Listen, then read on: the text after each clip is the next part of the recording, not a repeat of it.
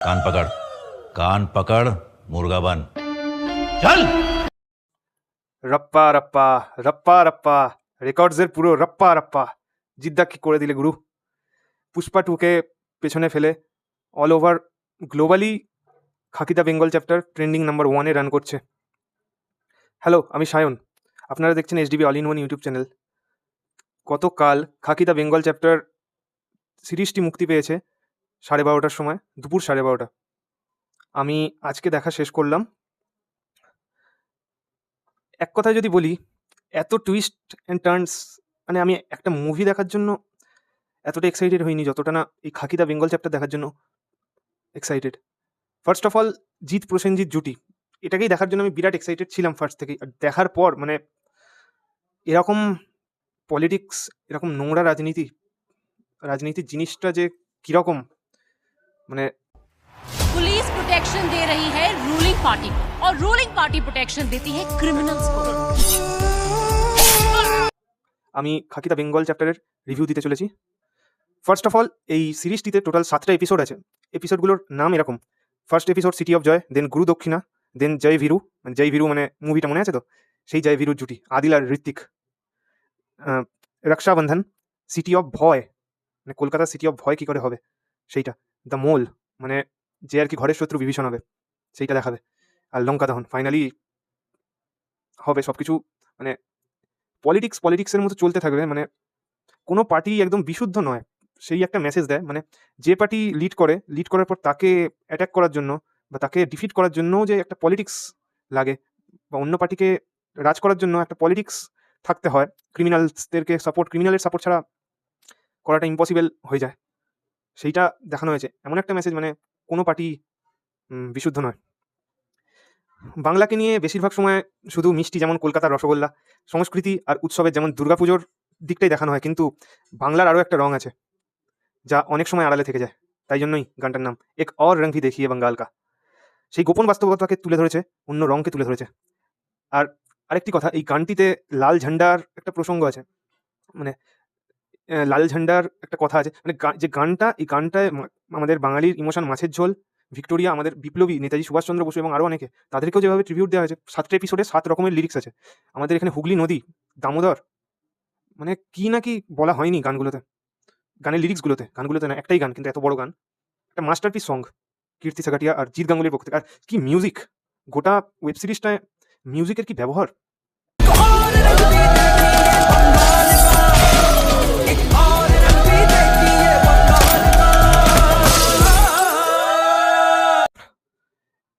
এই যে লাল ঝান্ডার ব্যবহারটা অনেকই ইঙ্গিতপূর্ণ। এটা আমাদের বুঝতেই পারছেন কোন পার্টিকে বলা হচ্ছে, কিন্তু ওখানে মোটা ডান্ডা বলা হয়েছে, চিহ্নটা আসলে মোটা ডান্ডা নয়, কিন্তু পার্টি ওটাই বোঝানো হচ্ছে। মিউজিক, লিরিক্স, কন্টেন্ট, এগুলো মানে গানটার, আমি যেটা গানের কথা বলছি, গানটা অসাধারণ। এরপরে আমি চলে যাবো আমাদের বিগেস্ট সুপারস্টার অফ বেঙ্গল, জিদ্দার কি অ্যাটিটিউড, মাইন্ড ব্লোয়িং, কি অ্যাটিটিউড।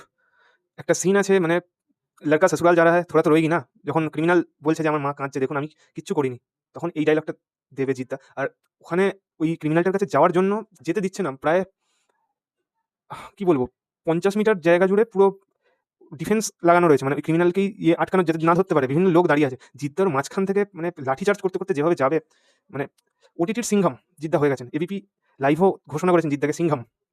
ওয়েব সিরিজটা তো মাস্টারপিস হয়েছে, মানে এরকম একটা সিরিজ আমি আগে কোনোদিন দেখিনি। আমি যতগুলোই ওয়েব সিরিজ দেখেছি, ভালো ওয়েব সিরিজ দেখেছি, আমি এরকম ওয়েব সিরিজ আমি কোনোদিন দেখিনি। हमने कुछ नहीं किया सर। देखिए मेरी माँ कैसे रो रही है सर। लड़का ससुराल जा रहा है, थोड़ा तो रोएगी ना। जो काम हमने शुरू किया था वो रुकेगा नहीं। আর চিত্রাঙ্গদা সিংকে যদি আমি কথা বলি, Chitrangada Singh Bengal democratic front পার্টিটিকে লিড করেন। তো বেঙ্গল ডেমোক্রেটিক ফ্রন্ট আসলে যে বাম ফ্রন্ট বলা হচ্ছে সেটা বোঝাই যাচ্ছে। আমি কোনো পার্টিকেই কিন্তু কিছু মিন করে বলছি না, কিন্তু বাম ফ্রন্ট এটা বোঝা যাচ্ছে, কেননা মিল আছে, যেহেতু একদম মিল রেখে করতে পারে না, অ্যালিগেশন আসবে, তাই জন্য এগুলো করা, কিন্তু মানতে হবে এটা। আর শীর্ষেন্দুবাবু, মানে যিনি কমেডি করেন, তিনি মানে ওনার রোলটাও যথেষ্ট, যেটুকু ছিল ভালো।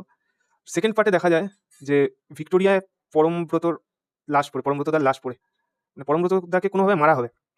কি কারণ না কারণ সেটা সিরিজটি দেখার পর বুঝবেন। কিন্তু হ্যাঁ, আর জিদ্দার এন্ট্রি আমাদের হুগলি জেলাতেই ফার্স্ট হয়, যেটার জন্য গর্ববোধ হচ্ছে। আমি হুগলি জেলার বাসিন্দা হয়ে হুগলি জেলাতেই ফার্স্ট জিদ্দার এন্ট্রি হয়। তো আর জিদ্দা খুবই রাফ অ্যান্ড টাফ, পুরো ওয়েব সিরিজটা জুড়ে খুবই রাফ অ্যান্ড টাফ, মানে ওপর মহল থেকে ফোন আসছে যে জিদ্দা বুঝতে পারছেন যে এই ক্রিমিনালটাকে ছাড়তে হবে, তো তাই জন্য তিনি ফোন ধরছেন না, ফোন না ধরে তিনি মারছেন। এতটা রাফ অ্যান্ড টাফ গোটা সিরিজটা জুড়ে। আর জিদ্দাকেও একটু পলিটিক্স খেলতে হবে, যেটা নোংরা পলিটিক্স নয়, যেটা ভালোর জন্য, ক্রিমিনালকে ধরার পলিটিক্স। মানে এখানে সবাই এক একজন পলিটিশিয়ান, একজন ক্রিমিনালও পলিটিশিয়ান, একজন পুলিশ অফিসারও পলিটিশিয়ান। रोते हुए बच्चे को एक सेकंड में कैसे चुप कराते हैं? मुंह में लॉलीपॉप डाल के। करेक्ट।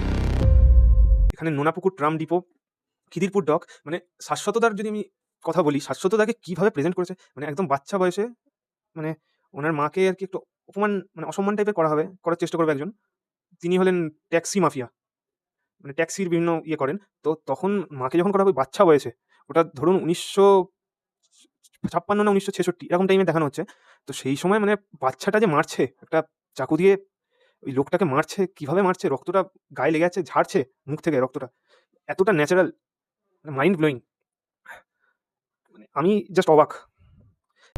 बदलते वक्त के साथ बदलना ही प्रगति है। মেন ক্যারেক্টার তো জানেনই কে, জিদ্দা আমাদের, দেন প্রসেনজিৎ চ্যাটার্জি, চিত্রাঙ্গদা সিং, আদিল জাফর খান, ঋত্বিক ভৌমিক, পরমব্রত চট্টোপাধ্যায়, আকাঙ্ক্ষা সিং এর ক্যারেক্টারটা খুব ইন্টারেস্টিং, একদম আপনি 6th to 7th পার্টে গিয়ে বুঝতে পারবেন কেন ইন্টারেস্টিং। শাশ্বত চট্টোপাধ্যায় দারুণ অভিনেতা, আর শুভাশিস মুখোপাধ্যায়, হ্যাঁ কমেডি যিনি করেন আমাদের বাংলা মুভিতে, তার নাম শুভাশিস মুখোপাধ্যায়, এক্সট্রিমলি সরি আমি নামটা ওনার ভুলে গেছিলাম। তো এনাকেও মানে সবাইকে এখানে খুব ভালোভাবে ইউজ করা হয়েছে। সিরিজটা পশ্চিমবঙ্গের অপরাধ জগৎ, পুলিশ প্রশাসন আর রাজনৈতিক জটিল সম্পর্ককে কেন্দ্র করে নির্মিত। গল্পের মূল চরিত্রগুলি মানে খুবই দাপুটে অভিনয় করেছেন, মানে জাত অভিনেতা। আর জিদ্দা, প্রসেনজিৎ দা, আদিল খান, মানে আদিল খানের কথা কেউ নিচ্ছে না আমি দেখছি, মানে আদিল খানের কি অভিনয়, মানে আদিল খান মানে কোন পর্যায়ে চলে, যেভাবে শুরু হবে আর ক্যারেক্টারটা যে জায়গায় যাবে, ঋত্বিক ভৌমিকের ইমোশনাল পার্টগুলো এতটা হার্ট টাচিং, মানে আমি একটু স্পয়লার নয় ঠিক, ঋত্বিক ভৌমিকের স্ত্রী মারা যাবে, কীভাবে মারা যাবে আমি বলবো না, কিন্তু মারা যাবে না মারা হবে, কীভাবে মারা যাবে বা কীভাবে মারা হবে সেটা সিরিজটি দেখে বুঝবেন। আদিল খান মানে কোন পর্যায়ে যাচ্ছেন, আদিল খান মানে আমাদের যিনি বরুণ রয় আছেন, প্রসেনজিৎ চ্যাটার্জি, বরুণ রয় কীভাবে সমস্ত ভিলেনকে কীভাবে ইউজ করবেন এবং একজন পুলিশ অফিসারকেও কীভাবে ইউজ করবেন, আপনারা জাস্ট কল্পনা করতে পারবেন না। আকাঙ্ক্ষা সিং, আরও যারা আছেন, মিমোকে সেইভাবে কেউ ব্যবহার করতে পারেনি আমার মনে হয়। এই সিরিজটায় আপনি দেখবেন মিমো কি জিনিস, কি অভিনেতা।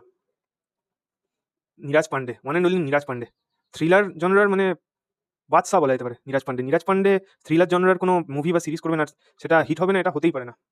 আপনারা লিখে রাখুন, জিদ্দা এই সিরিজটার পর কিছু একটা হতে চলেছে জিদ্দার, এটা আপনি লিখে রাখুন। दिन दहाड़े 8 मर्डर हुए हैं, लेकिन अभी तक कोई एक्शन नहीं लिया गया। It's a complete failure of the governance system. खून करने वाला बाघा भी पार्टी का और पकड़ने वाली पुलिस भी पार्टी की। প্রসেনজিৎ চট্টোপাধ্যায়ের অভিনয়ে যে চরিত্রটি, বরুণ রয় অত্যন্ত শক্তিশালী, একজন অসাধু আর উচ্চাকাঙ্ক্ষী রাজনীতিবিদ, যিনি কলকাতার অপরাধ জগৎকে নিয়ন্ত্রণ করতে চান। জিৎ হলেন একজন দৃঢ় প্রতিজ্ঞ এবং শক্তিশালী একটা ক্যারেক্টার। অভিনয়, অ্যাকশনের কিং, অভিনয়েরও কিং। আগের যে কটা তুমি কাজ করে দিন সব থেকে ডিফারেন্ট কাজ। খাকি দা বেঙ্গল চ্যাপ্টার, শত্রু কি ছিল, শত্রুরও নেক্সট লেভেলের বলা যেতে পারে, শত্রুর থেকেও উপরে খাকি দা বেঙ্গল চ্যাপ্টার। পুলিশের অভিনয় বেস্ট অভিনয় জিদ্দার, আমাদের বাংলার অন্য কাউকে পুলিশের অভিনয় আমি এতটা দাপটের সঙ্গে আমি অন্তত দেখিনি। আমি আগেরকার মানুষের কথা বলছি না, তারাও ভালো তাদের জায়গায়, কিন্তু আমি বর্তমান জেনারেশনের কথা বলছি, যে কজন আর কি এখনও অভিনয়টা ভালোভাবে করে যাচ্ছেন তাদের কথা বলছি। জিদ্দার মতো এরকম পুলিশের অভিনয় আমি দেখিনি জিদ্দার মতো। গল্পটা মানে খুবই বাস্তবসম্মত আর টানটান উত্তেজনাপূর্ণ, মানে আমি ফার্স্ট এপিসোড থেকেই মানে এক্সাইটমেন্ট চরমে উঠে যাচ্ছিল, মানে এরপরে কী হবে, মানে টুইস্ট অ্যান্ড টার্নসটা এতটা স্ট্রংলি ওয়ার্ক করেছে সিরিজটার জন্য। অনেকে বলছেন ফার্স্ট আর সেকেন্ড এপিসোড ভালো লাগেনি, তো আমার মনে হচ্ছে গল্পের রুটটাই ওর মধ্যেই ছিল, গল্পের রুটটাই ফার্স্ট অ্যান্ড সেকেন্ড এপিসোডেই পুঁতে দিয়েছিল, সেখান থেকে গাছটা বড় হয়ে একদম টপে গেছে 7 নম্বর এপিসোডে। शेर कितना भी बुढ़ा हो जाए शेर ही रहता है। নীরাজ পান্ডে সিরিজটাকে সঠিক গবেষণা আর তথ্যের ভিত্তিতেই নির্মাণ করেছেন, মানে এতটা আমি জাস্ট ভেবেছিলাম যে হয়তো ছুঁয়ে বেরিয়ে যাবে, কিন্তু এতটা র ভাবে প্রেজেন্ট করেছেন, এত ডিটেলসে। প্রযুক্তিগত দিক, সিনেমাটোগ্রাফি, ব্যাকগ্রাউন্ড মিউজিক, লোকেশন নির্বাচন মানে অত্যন্ত প্রশংসনীয়। খিদিরপুর ডক এয়ারপোর্টে অ্যাকশন আছে, খিদিরপুর ডকে অ্যাকশন আছে। আরেকটি জায়গা, আমি জায়গাটার নাম আমার মনে পড়ছে না, কিন্তু ওখানেও যে অ্যাকশন আছে। আর একজন ক্রিমিনাল, ওনার কাছে অনেক প্রমাণ অনেক কিছু আছে, কিন্তু তাকেও মেরে দেওয়া হবে কীভাবে, একজন পুলিশের জন্য, মানে একজন পুলিশ আর কি মানে একজন রাজনৈতিক নেতার মোল মানে হচ্ছে ঘরের শত্রু বিভীষণ কীভাবে হবে, সেই মানে সবার ব্যাক স্টোরিটা আমি যেমন জওয়ানে দেখেছিলাম কীভাবে সবার ব্যাক স্টোরিকে কীভাবে প্রেজেন্ট করেছিল, এখানেও মানে সেম ওয়েতে এত সুন্দর করে সবার ব্যাক স্টোরিটাকে দেখানো হয়েছে, কি বলবো। আপনারা ভাববেন না আমি বলছি জওয়ানের কপি, আমি জাস্ট বললাম যে জওয়ান, যেভাবে জওয়ান মুভিতে সবার ব্যাক স্টোরিটা দেখানো হয়েছিল, এখানে সবার ব্যাক স্টোরিটা সেমভাবে খুব সুন্দরভাবে দেখানো হয়েছে। इस सरकार को बताना ही होगा कि कहां छुपा कर रखा है शंकर बरुआ और बाघा को। এইটি যদি আমি যদি বলি, এই সিরিজটা যদি মুভি আকারে রিলিজ পেতো, যদি সঠিকভাবে রিলিজ দিতে দেওয়া হতো, ফাড়কে বিজনেস করতো, সত্যি কথা বলছি, ফাড়কে বিজনেস করতো। খাদান 25 কোটি, এটা 25 কোটি না 20 কোটি আমার মনে নেই, কিন্তু খাকি দ্য বেঙ্গল চ্যাপ্টার হয়তো বাংলার 30-35 কোটি বিজনেস করতো যদি প্যান ইন্ডিয়া করতো। মানে এতটা পাওয়ারফুল হয়েছে মুভিটা, এই ওয়েব সিরিজটা। খালি মুভি বলে দিচ্ছি কারণ আমার ইচ্ছা ছিল মুভি হিসাবে দেখার। হলে রিলিজ পেলে অন্য রকম হতো। নেটফ্লিক্স মানে যা করেছে এটা, এইরকম আর কি প্রমোশন, রিলিজের আগে কি প্রমোশন, এখনো কি প্রমোশন হয়ে যাচ্ছে। पूरा पुलिस डिपार्टमेंट किसके पिछवाड़े में घुसा? मेरा। আদিল খানের ক্যারেক্টারটা মানে কোন পর্যায়ে যাবেন আপনি কল্পনা করতে পারবেন না, সিরিজটি না দেখলে বুঝতে পারবেন না। ঋত্বিক ভৌমিকের স্ত্রীর কথা বললামই, মারা যাবেন, কিভাবে মারা যাবেন দেখবেন। এবং বরুণ রয়ও একসময় মারা যাবেন, সবাই একসময় কিন্তু মারা যাবেন। ক্রিমিনাল আর কি যত আছে সবারই দমন হবে, কিন্তু আবার ক্রিমিনাল অনেকটা রক্তবীজের মতো আসলে। এদেরকে মারা হলে পরে পার্টি নতুন করে তৈরি করবে ক্রিমিনাল, কারণ ক্রিমিনাল ছাড়া পার্টি নেই। আর তাদেরকে সাহায্য করার জন্য জিদ্দার অর্জুন মৈত্রর ক্যারেক্টারটা আছেই। জিদ্দার অর্জুন মৈত্রের মতো ক্যারেক্টার দরকার পুলিশে। এরকম জিৎ প্রসেনজিৎ জুটিকে আরেকবারও চাই, আমি আবারও চাই। এবারে নেটফ্লিক্স বা আমি কোনো বলিউডের বড় প্রোডাকশন যেমন ধর্মা প্রোডাকশন টি সিরিজ আছে, আমি তাদের কাছে রিকোয়েস্ট করছি জিদ্দাকে নিয়ে একটা বিগ গ্র্যান্ডারে মুভি বানান। আপনার অভিনয়ে পয়সা উসুল হবে। মুভিটা যেমন যদি গল্প ভালো হয়, মুভি বক্স অফিসও করবে, এটা লিখে রাখা যায়। মানে উনি একটা ওয়ার্ল্ড ক্লাস লেভেলের অভিনেতা জিদ্দা, প্রসেনজিৎদা। আদিল খানের কি অভিনয়, আমি জাস্ট অবাক হয়ে গেছি। আদিল খান এই পর্যায়ে যাবেন, আমি তো ওনাকে বাংলা ফিল্মও দেখতে চাই। জিদ্দারই আমি বাংলা ফিল্মে দেখতে চাই। আপকামিং যদি চেঙ্গিস 2, রাবণ 2 এগুলো তো আসার কথা আছে, বা আরও অন্য মুভি আছে, থ্রিলার অ্যাকশন মুভি, ওখানে তো আমি দেখতেই চাই। আর জিদ্দাকে আমি রিকোয়েস্ট করবো, নেটফ্লিক্স যেভাবে প্রমোশন করেছে, আপনি প্যাটার্নটা তো দেখলেন, আপনি এইরকম প্রমোশন করুন, আপনার মুভি ইন্ডাস্ট্রি হিট হয়ে যাবে। All time blockbuster industry hit, কেউ আটকাতে পারবে না। আপনি তো দেখছেন এটা একটা ওয়েব সিরিজ হয়েও কি প্রমোশন, আর কোন পর্যায়ে হাইপটা গেছে, জাস্ট অন্য লেভেলে হাইপটা গেছে। दिन दहाड़े 8 मर्डर हुए हैं। कोलकाता सिटी ऑफ जॉय नहीं, सिटी ऑफ भय है अब। একটা মোবাইল, ল্যাপটপ এইসব জায়গায় আর কি লোকে দেখবে, তাতেই মানে ট্রেন্ডিং নাম্বার 1-এ গোটা ইন্ডিয়া। যদি হলে রিলিজ পেতো কি হতো ভাবুন এরকম প্রমোশনে। তো প্লিজ জিদ্দা, grassroot entertainment, Jeetz film works এবং অঙ্কিতা দি, পিআর জিতার, তাদের কাছে রিকোয়েস্ট করবো আপনারা প্লিজ প্রমোশনে প্রচুর মন দিন। দেবদা কিন্তু প্রমোশনে অনেক এগিয়ে। আমি দেবদাকেও ভালো লাগে, জিদ্দাকেও ভালো লাগে, কিন্তু আমি জিদ্দার ভক্ত। আমি কিন্তু তা বলে দেবদাকে আমি ছোট করবো এরকম তো নয়। দেবদার যেরকম প্রমোশন করেন এরকম প্রমোশন আপনাকেও করতে হবে। জিদ্দা, নেটফ্লিক্স কিরকম প্রমোশন করলেন দেখলেন তো, আপনার নামে একটা ট্রেন বুক করে দিলেন, বাইরে জিদ্দা, প্রসেনজিদ্দা, আরও সব ক্যারেক্টারের ছবি, কিন্তু জিদ্দার প্রসেনজিদ্দার ছবিটা দেখার পর একটা আলাদাই স্যাটিসফ্যাকশন মনের মধ্যে।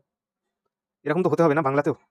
বাংলায় এক করতে পারলো না, কিন্তু আমাদের বাইরে এক করে দিল, বলিউড এক করে দিল জিৎ প্রসেনজিৎকে। আর এক হয়েছে মানেই সেটা ব্লকবাস্টার হবে। নেটফ্লিক্সে এটা ইতিহাস গড়বে, আমি বলে রাখলাম। খাকিদা বিহার চ্যাপ্টার কি ছিল, খাকিদা বেঙ্গল চ্যাপ্টার দেখো, বিহার চ্যাপ্টার কি ছিল রে ভাই, বেঙ্গল চ্যাপ্টার। আর আরেকটা বড় কথা, ফার্স্ট পার্টে বিহার চ্যাপ্টারে দেখবেন যিনি মেন আইপিএস ছিলেন, ওনাকে বিএসএনএল অফিসের মালিক ছিলেন, মালিক না সরি একদম ভুল বলছি, বিএসএনএল এ আর কি কর্মরত একজন কর্মচারী ছিলেন শ্রদ্ধা দাসের ক্যারেক্টার, যিনি আমাদের জিদ্দার প্যান্থার মুভিতে ছিলেন, ওনাকে দেখা যায় বিহার চ্যাপ্টারে। এই ক্যারেক্টারটাই আমি দেখলাম একমাত্র রিপিট হয়েছে আমাদের বেঙ্গল চ্যাপ্টারে, এখানেও আছে। এখানে জিদ্দার একজন ক্লোজ ফ্রেন্ড, আসলে জিদ্দার স্ত্রী যিনি হয়েছেন, ওনার নামটা আমার মনে পড়ছেন না, ভেরি সরি। ওনার অভিনয় যেটুকু আছেন ভালো। জিদ্দার কি, জিদ্দা যখন পেঁদাচ্ছে লোকগুলোকে অন্যরকমের ভালো লাগা হচ্ছে, সত্যি কথা বলছি। জিদ্দার পেঁদানি দেখতে আমার হেভি লাগে, সত্যি কথা, মারাত্মক লাগে আমার, কি সোয়াগ। এই ছিল আমার রিভিউ। যদি রিভিউটি ভালো লেগে থাকে অবশ্যই লাইক, শেয়ার এবং সাবস্ক্রাইব করতে ভুলবেন না। SDB all in one YouTube channel, আমাদের ফেসবুক পেজ এসডিবি অর্থাৎ @দত্তবণিক সায়ন, এবং ইনস্টাগ্রাম @দত্তবণিক সায়ন, নাম সায়ন দত্তবণিক। এই দুটো জায়গায় ফলো করতে ভুলবেন না। চলুন আবার কোনো নতুন ভিডিওতে দেখা হবে, ততক্ষণের জন্য টাটা অ্যান্ড ভালো থাকুন। हमारा सिस्टम एक सिम्फनी के जैसा है, सबका अपना साज है, बस हमको सही सुर में रहने का जरूरी है। पर अगर एक भी म्यूजिशियन गलत नोट बजाता है तो सिम्फनी का सत्यानाश।